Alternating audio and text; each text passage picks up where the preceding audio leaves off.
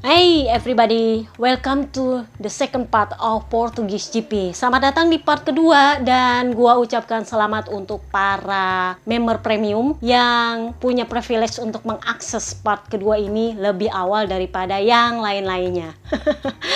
So, kita akan lanjut membahas soal Aprilia. Aprilia ini kemarin gua punya quote untuk pabrikan satu ini. Fate loves irony. Karena performa mereka ketika lagi bagus-bagusnya ada aja masalahnya.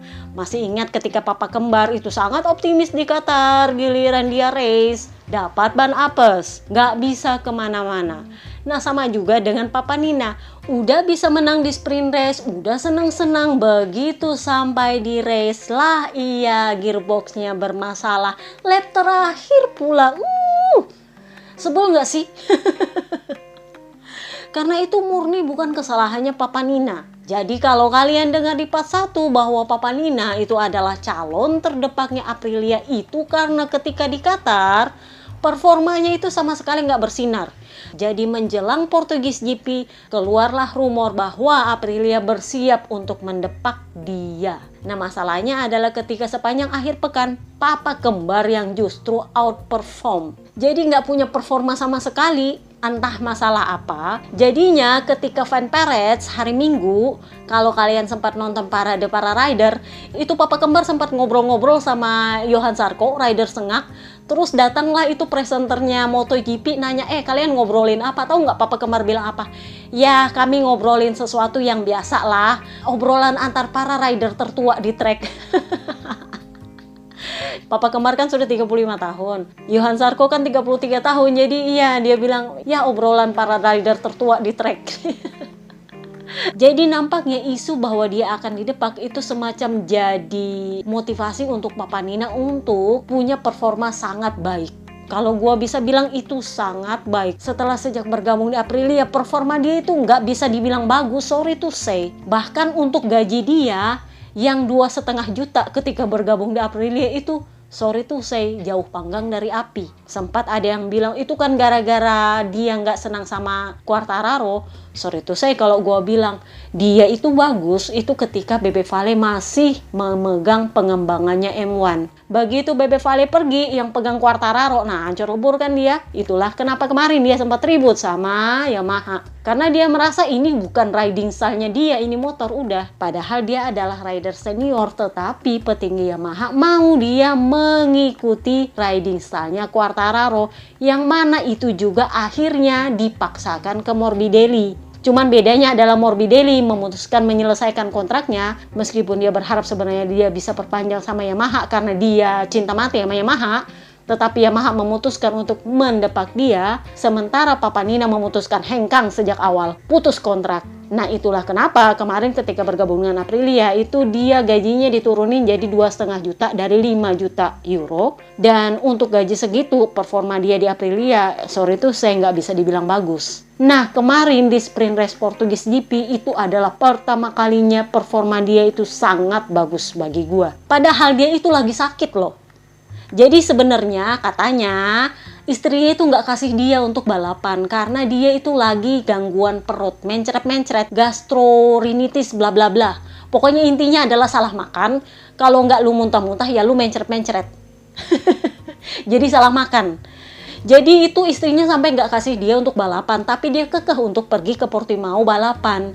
Jadi ketika dia menang di sprint race, dia bilang, kemenangan ini adalah untuk orang-orang yang sangat mendukung saya, yang tahu seberapa besar usaha saya, seberapa pantang mundurnya saya, dan seberapa sedikit saya makan. Karena dia ternyata memang sakit. Sempat ada yang nanya, itu Papa Nina kena COVID ya? Karena kan dia pakai masker terus. Ternyata memang karena dia punya gangguan pencernaan dan mungkin ada masalah dengan mulut, makanya dia kalau wawancara dia pakai masker. Nah masalahnya kembali lagi, fate loves irony. Ironisnya adalah dia harus DNF gara-gara gearboxnya bermasalah di lap terakhir Portuguese GP. Padahal ya nggak harus menang juga sih, tapi kan itu lumayan podium 2, bener nggak? Tapi ya gitulah, fate loves irony. Jadi sebenarnya di Portimao GP kemarin Aprilia punya part baru. Jadi mereka memutuskan untuk menyatukan kopling dengan rem ban belakang itu dalam satu tuas. Gua nggak tahu apakah itu yang menjadi masalahnya Papa Nina sampai gearboxnya dia ada gangguan rusak atau gimana. Tapi yang jelas Papa Nina bilang seperti ini.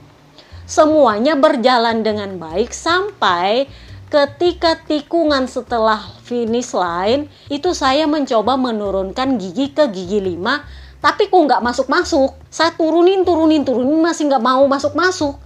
Saya turuninlah ke gigi 2, itu juga nggak masuk. Pas saya mau belok, masuk giginya. Ya itulah saya high side. Tapi saya harus bersyukur gearboxnya berfungsi ketika giginya adalah gigi 2. Karena kalau waktu itu dia berfungsinya di gigi 5, pasti crashnya itu bakal jelek banget. Karena kan itu giginya baru masuk di tikungan di bawah. Dia udah kadung belok di bawah, itu baru berfungsi. Nah itu untungnya adalah gigi rendah. Kalau giginya gigi tinggi, high side-nya pasti jelek banget. Jadi dia bilang untungnya gearboxnya berfungsi ketika giginya itu di gigi rendah. Jadi saya nggak perlu celaka lebih parah lagi. Yang gua salut adalah dia memutuskan untuk nggak ngamuk-ngamuk, nggak marah-marah, nggak kesel-kesel. Padahal kalau gua pasti kesel. Apalagi papa kembar pasti ngamuk-ngamuk tuh. Kalian kan tahu temperamennya papa kembar kan? Pasti ngamuk-ngamuk. Kalau ini adalah Papa Nina yang dulu, yang zamannya Maha, itu pasti ngamuk-ngamuk. Itulah kenapa gua bilang para rider ini berubah dalam 3 tahun terakhir. Ada yang orangnya emosional banget, sekarang udah nggak terlalu emosional. Jadi Papa Nina itu bilang, saya justru mengatakan kepada para teknisi dan kru saya, oke, ini nggak masalah. Jangan terlalu dibawa sakit hati, tetapi ini akan menjadi pelajaran bagi kita. Oh, ini berarti ada yang kurang. Karena secara keseluruhan, akhir pekan ini kita meningkat jauh. Yang jadi masalah cuma perkara gearboxnya. Jadi ini yang akan kita selesaikan untuk balapan selanjutnya. Berarti progres kita ini udah mulai bagus banget nih. Cuman masalah gearboxnya doang. Jadi sisa gearboxnya yang diselesaikan supaya kita performa bagus lagi di Texas. Dia berusaha melihat gelasnya setengah penuh. Dan gue suka cara pandang seperti ini. Meskipun dia sebenarnya punya hak untuk ngamuk-ngamuk, dia memutuskan untuk gak ngamuk-ngamuk. Ini sama dengan Pekubanya ya, kalau mau dia ngamuk-ngamuk, sebenarnya dia bisa ngamuk-ngamuk, marah-marah sama Marc Marquez, merasa nggak salah karena memang dia nggak salah, tetapi dia memutuskan untuk masuk dengan tenang. Nah ini yang dilakukan oleh Papa Nina, masuk ke pedok dengan tenang, dan dia justru menghibur para krunya yang sibuk meminta maaf sama dia. Itu Romano Albesiano sampai minta maaf loh sama dia, karena jelas bukan salahnya Papa Nina, cuman perkara gearbox. Paling enggak podium 2 itu akan tetap sebuah prestasi untuk Papa Nina, bener nggak? Nah sementara Papa Kembar, gua nggak tahu apakah dia sedang mencari alasan apa gimana. Tapi intinya dia bilang adalah gayanya dia dengan gayanya Papa Nina itu beda.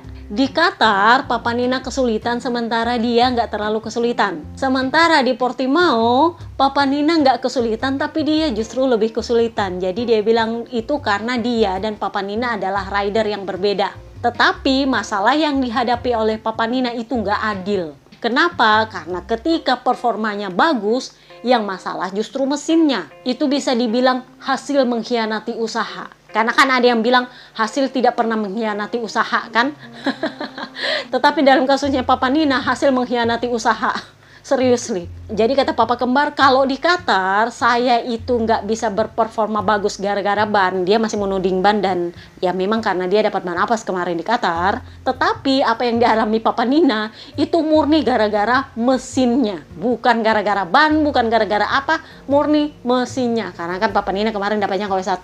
Jadi ya kita lihat nanti di America's GP apakah mereka bisa memperbaiki masalah di gearbox. Ataukah memang performa ini bagus gara-gara ban KW1? Atau justru Papa Kembar kembali menjadi protagonis? Who knows? Nah, apa kabar dengan Akamsi, Papa Alis? Ini Papa Alis ini karena dia dapat ori ya lumayan lah ya. Dia sendiri bilang saya bersenang-senang. Kenapa? Karena tahun lalu kan dia nggak finish gara-gara diseruduk banteng satu itu.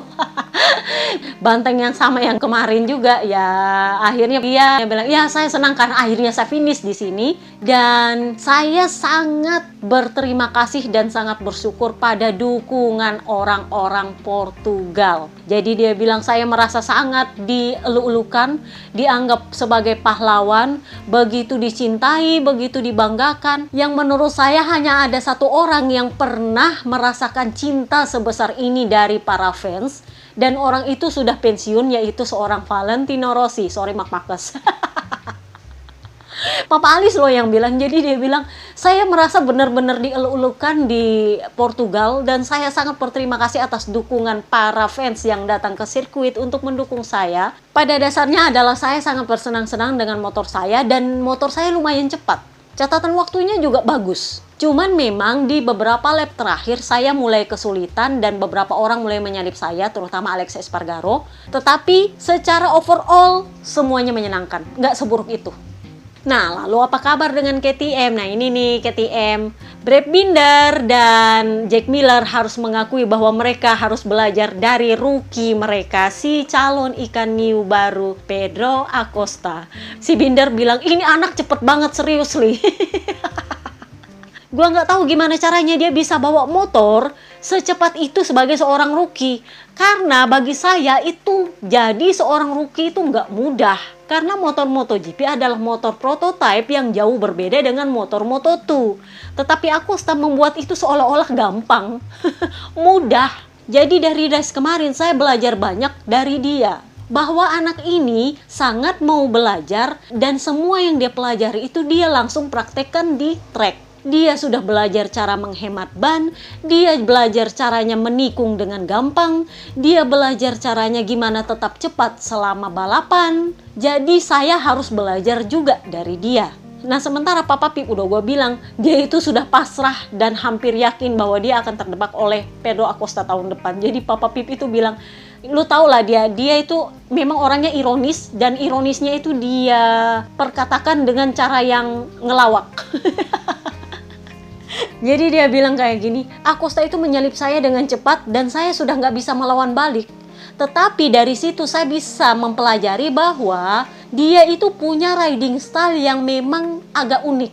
Dia menggunakan seluruh tubuhnya untuk mengendalikan motor, dan ketika menikung dia merebahkan bahunya, kakinya, kepalanya.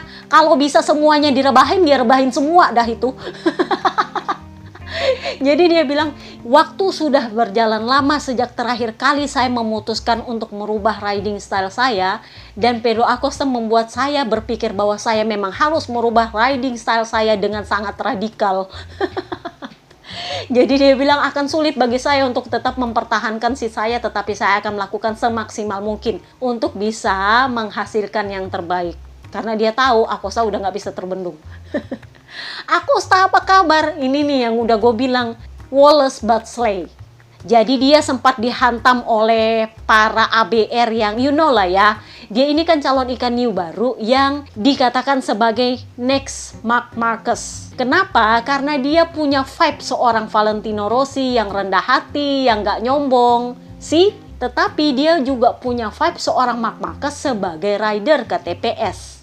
Nah, ini sepertinya sejak awal emang udah gue tahu ini agak-agak bikin ABR sedikit gak terima. Kenapa Acosta selalu jadi sorotan? Faktanya karena memang dia layak untuk jadi sorotan. Bukan tanpa alasan sejak tahun lalu gue bilang dia ini calon ikan hiu baru. Karena memang sejak Moto3 dia itu sudah jadi bintang. Ini bedanya sama Fermin Aldeguer. Dia sejak Moto3 dia udah jadi bintang. Bahkan tanpa harus dipaksa-paksa. Dia udah jadi bintang dengan sendirinya. Tetapi memang dia mendapat sorotan dengan perangainya. Jadi ABR itu sempat menyoroti ketidakramahan Pedro Acosta di hari Jumat. Ketika dia ketemu fans, dia nyaris nggak ada senyum sama sekali. Jadi Pedro Acosta bilang, ini yang gue suka. Dia itu saking wolesnya, dia jujur. Jadi dia bilang, saya itu bukan rider yang menyenangkan. Saya adalah rider yang mudah kesal. Saya sangat gampang kesal dan orang-orang di tim itu tahu bahwa saya gampang kesal. Di hari Jumat, saya itu nggak lolos Q2. Di sesi praktis, masih ingat? Dia itu nggak lolos Q2, dia harus lewat dulu Q1. Jadi, dia itu emang benar-benar kesal dan gara-gara itu, Krunya itu mengirimkan update perbaikan motor sampai tengah malam itu tiap 20 menit. Apa yang selesai dikerjakan, apa yang selesai dikerjakan, apa yang selesai dikerjakan. Itu bikin laporan sama Acosta. Karena ini rider memang vibe-nya memang serendah hati Valentino Rossi, tapi bukan berarti dia adalah rider ramah. Rendah hati bukan artinya dia ramah. Kalau Bebe Vale kan udah rendah hati, dia ramah. Sementara dia rendah hati, ramah kagak. Jadi aku bilang saya memang bukan rider yang ramah. Saya itu gampang kesel. Jadi kalau ada performa yang nggak bikin saya seneng, itu saya akan bawa sampai di pedok. Dan orang-orang di tim itu tahu banget. Tetapi mereka bekerja keras dengan sangat baik sehingga di hari Sabtu saya lolos ke Q2. Dia seneng. Apalagi di Portugis GP dia podium pertama kali sebagai seorang rookie. Hanya di GP keduanya. Mulai lagi lah tuh ABR. Alah, itu kan podium hibah. Sehibah-hibahnya gimana pun. Emangnya salahnya dia kalau gearboxnya Aprilia rusak? Kagak kan? Kan dia nggak bikin crash Papa Nina. Papa Nina kan crash sendiri. Salahnya motornya. Bukan salahnya Papa Nina juga sih sebenarnya. Bener nggak? Jadi dia nggak bersalah dan dia memang layak untuk podium itu karena dia memang bagus. Dia sudah kasih show, maju dari belakang, dan dia memang sempat lama di belakangnya Pecco Bagnaia. Tahu nggak dia bilang apa? Saking wolosnya dia bilang, oh iya saya sengaja memang di belakangnya Pecco karena saya mau belajar dari seorang Pecco Bagnaia gimana caranya menghemat ban. Jadi dia lama ngintil Pecco itu karena dia mau mempelajari Pecco. Jadi dia bilang, oh ternyata Pecco itu kalau dia nikung itu dia pakai badannya. Lebih banyak menggerakkan badannya sehingga bannya itu nggak terlalu banyak habis, nggak dikepret-kepretin, ngerti nggak? Kan kalau pakai KTM itu kan dikepret-kepret.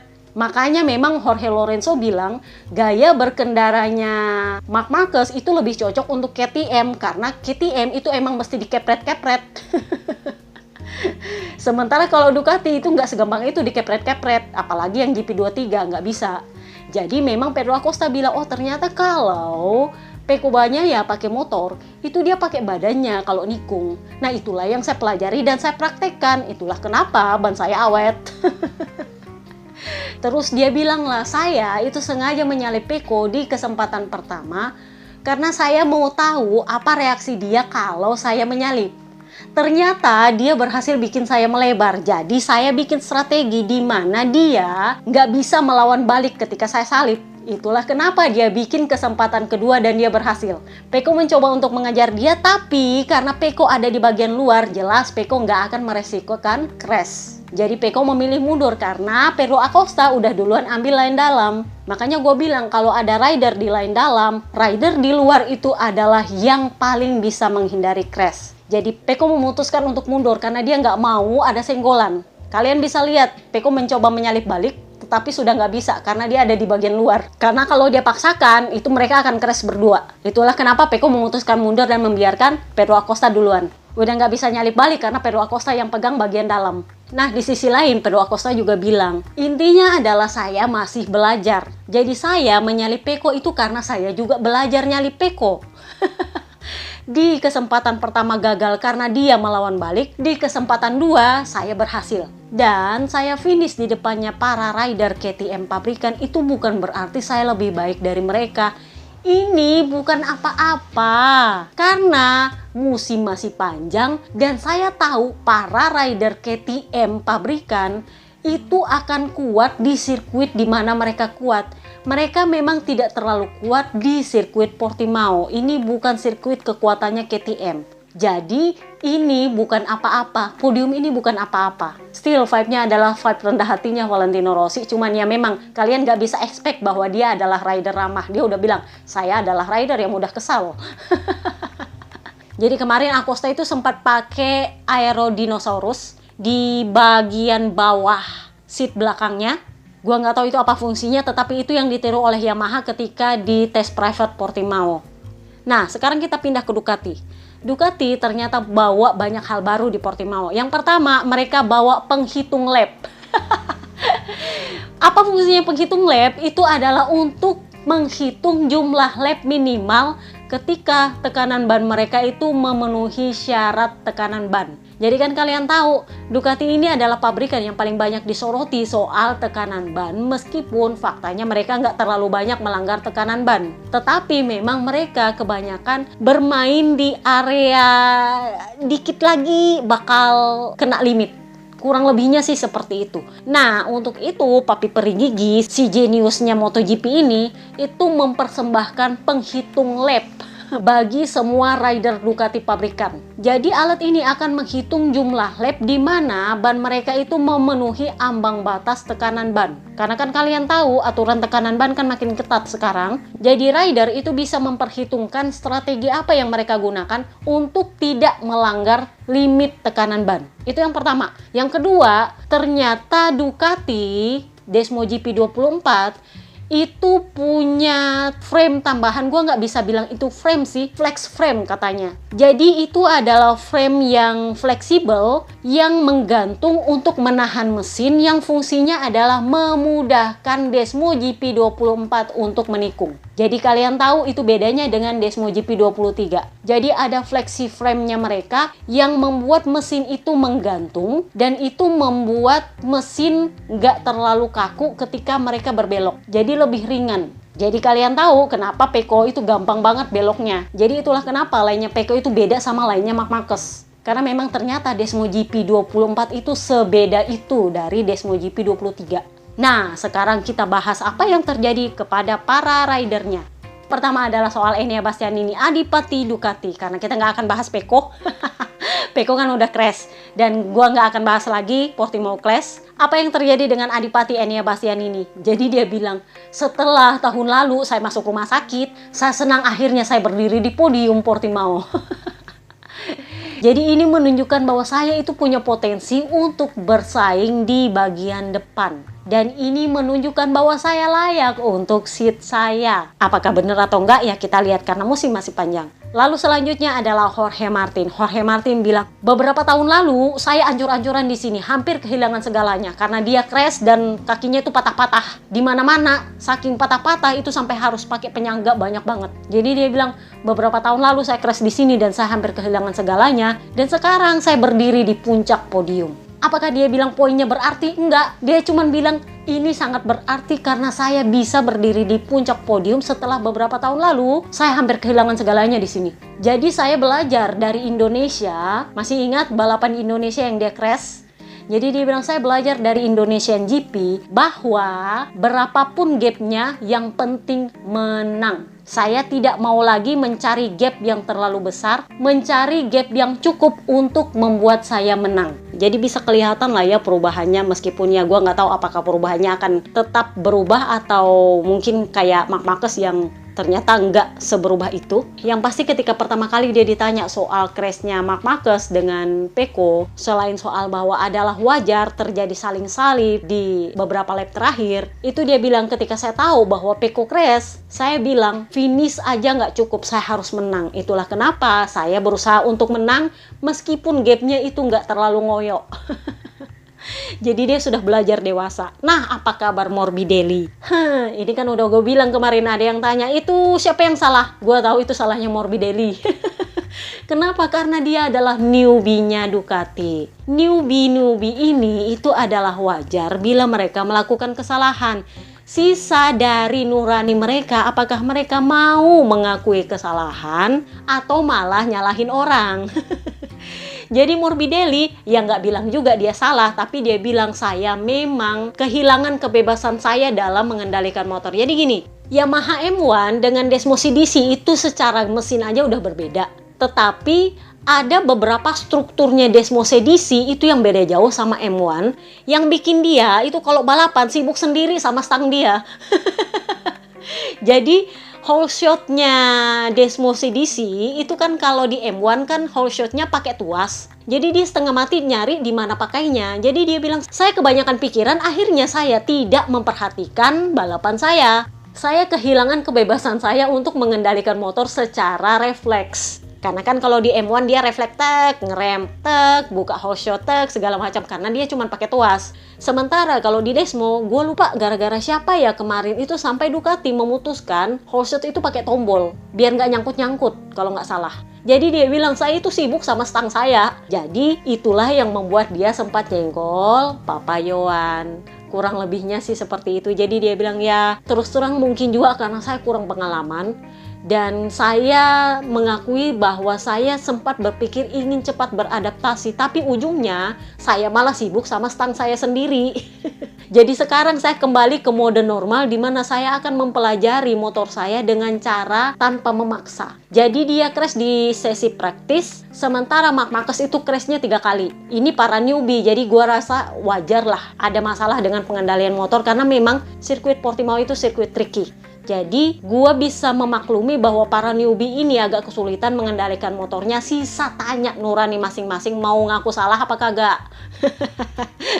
Tetapi karena Papa Yohan udah kadung mencak-mencak, ditambah dengan ada masalah dengan rider VR46 lain, dibawa-bawalah ini Morbidelli. Dibilang, dia nggak layak untuk motor pabrikan, mendingan kasih itu sama Marc Marquez.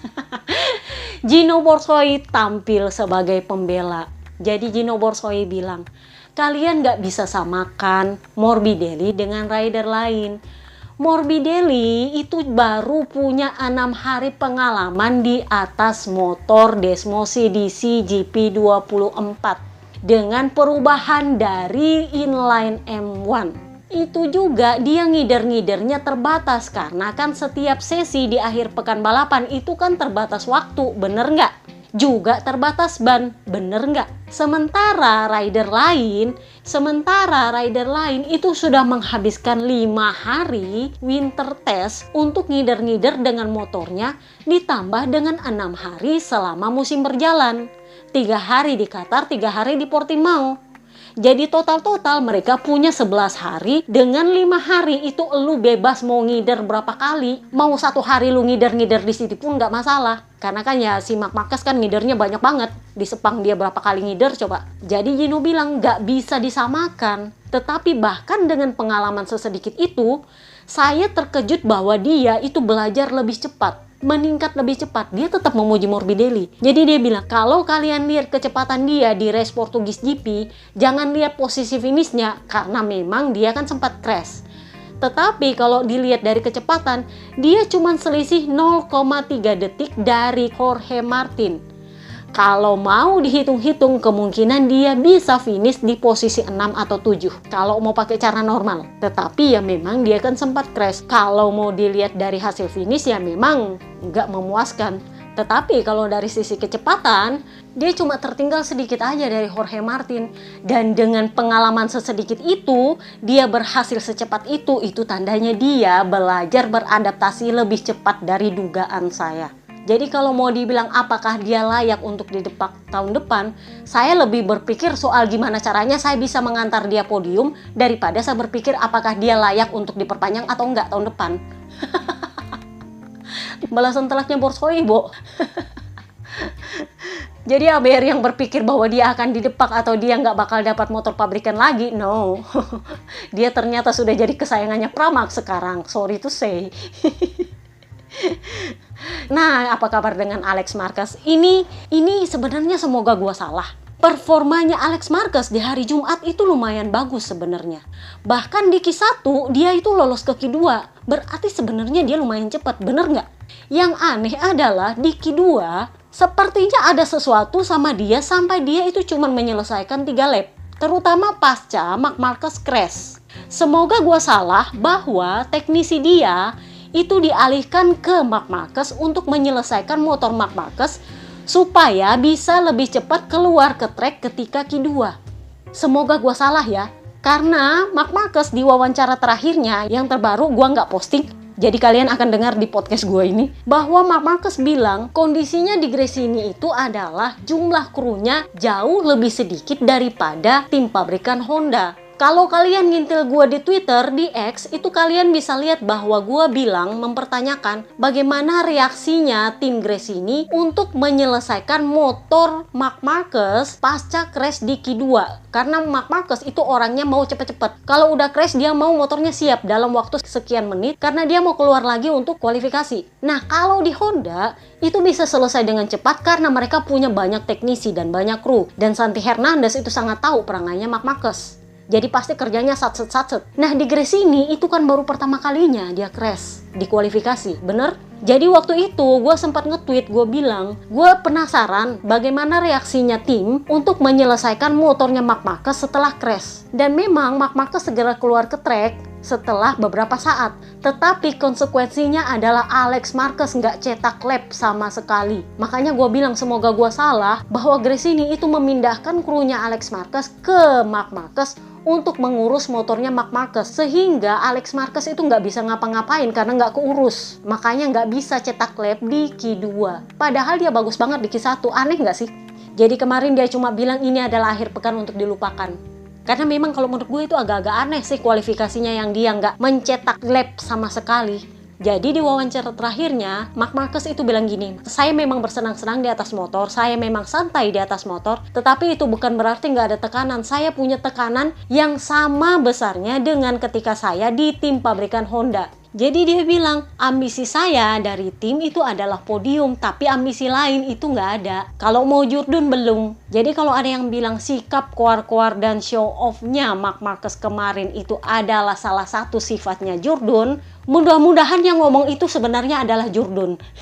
Karena itu adalah tanda bahwa dia insecure dan tertekan. Dan faktanya adalah dia bilang, saya memang tertekan karena tekanannya ternyata sama dengan tekanan di tim pabrikan Honda. Saya mendapat target untuk podium. Jadi kalau ada yang bilang Marc Marquez itu punya mental Jordan, cuman gara-gara dia show off balik lagi ke track dengan sisa 3 lap terakhir, pada akhirnya kan Marc Marquez mengakui bahwa dia dalam tekanan. Sementara Pecco nggak ada tekanan. Jadi kesimpulannya adalah, elu koar-koar dan show off itu bukan menunjukkan bahwa elu punya sifat Jordan, karena Pecco juga Jordan. Tetapi pengendalian diri itu sangat penting. So, kita bahaslah VR46. What happened with them? Di Gian Antonio mengakui bahwa dia melakukan kesalahan. Gak ada masalah dengan motornya, tapi dia melakukan kesalahan. Apa kabar dengan Marcobes? Dia memang masih sulit beradaptasi dengan motornya. Dia bilang koplingnya Desmo GP23 ini agak lebih berat daripada Desmo GP22. Padahal memang sejak dia jadi rookie, memang koplingnya Ducati itu berat. Tapi Desmo GP23 ini lebih berat lagi. Jadi kalau ada yang bilang itu cocok untuk Grasa Krusuk, sekali lagi gue bilang no. Jadi dia bilang, riding style untuk Desmo GP23 ini agak berbeda dengan Desmo GP22. Karena kalau di Desmo GP22, saya itu bisa mengatur kecepatan saya di tikungan tanpa harus mengatur pengereman sejak awal. Sementara kalau di Desmo GP23, saya harus bisa mengerem dengan baik di trek lurus ketika motor masih tegak, dilepas remnya lalu menikung di tikungan. Jadi harus dilepas dengan tepat waktu. Jadi menurutnya Bes, kamu memang harus sudah mengerem sejak trek lurus, supaya begitu sampai di pintu tikungan, remnya lu lepas, lu nikung. Dengan itu lu bisa mempertahankan kecepatan tikungan. Karena kalau terlalu lama ngerem, susah nikung juga, terlambat nikung. Tapi kalau lu nggak ngerem dengan baik, ya lu jadinya melebar. Ya kayak Marc Marquez jadinya. See? Jadi dia bilang memang untuk mengendarai Desmo GP23 ini agak tricky, terutama di Portimao. Tapi ya kita nggak tahu nanti kalau di Texas gimana kabar. Belum tentu Martin nggak bakal crash, belum tentu si Marc Marquez nggak bakal absen balapan. Kita nggak tahu apa alasannya nggak balapan. So, terlalu dini untuk menyimpulkan siapa yang akan kesulitan dan siapa yang akan dimudahkan musim ini. Kita lihat sesuai santan instan masing-masing. Kembali lagi gue bilang, ini tetap perkara santan instan. Kita lihat siapa yang harus bayar seberapa banyak santan instannya.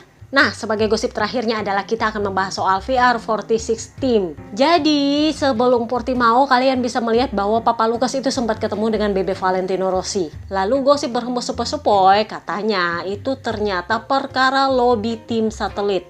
Kan kalian tahu bahwa Gosip berhembus sepoi-sepoi, sebenarnya VR46 tim itu sudah tanda tangan perpanjangan kontrak dengan Ducati. Jadi mereka mengambil opsi perpanjangan 2 tahun mereka dengan Ducati. Sudah ditandatangan tapi belum diumumkan. Karena posisinya VR46 ada di bawah tekanan santan instan yang ditagih oleh Yamaha.